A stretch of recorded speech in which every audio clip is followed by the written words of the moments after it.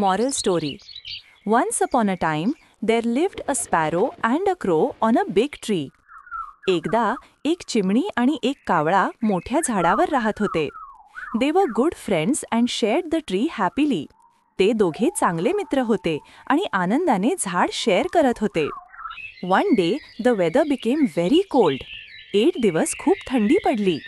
The sparrow built a warm nest with straws and cotton. चिमणीने गवत आणि कापसाने उबदार घरटे बनवले. But the crow was lazy and did not build any nest. पण कावळा आळशी होता आणि त्याने घरटेच बांधले नाही. The sparrow told the crow to prepare for winter. चिमणीने कावळ्याला हिवाळ्याची तयारी करायला सांगितली. But the crow laughed and said, I will manage somehow. पण कावळा हसून म्हणाला, मी काहीतरी करून घेईन. One night it rained heavily and the cold wind blew. एका रात्री जोरदार पाऊस पडला आणि थंड वारा सुटला. The crow was shivering and got completely wet. कावळा थरथरत होता आणि पूर्ण भिजला होता. He flew to the sparrow's nest and asked for help.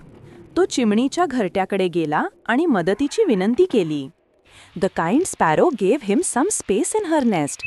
दयाळू चिमणीने त्याला आपल्या घरट्यात थोडी जागा दिली. The crow felt ashamed and thanked the sparrow. कावळाला लाज वाटली आणि त्याने चिमणीचे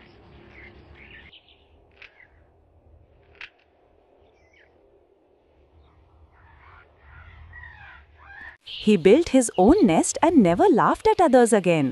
Moral: Be prepared for the future and never ignore good advice. भविष्यासाठी तयारी करा आणि चांगला सल्ला कधीही दुर्लक्ष करू नका.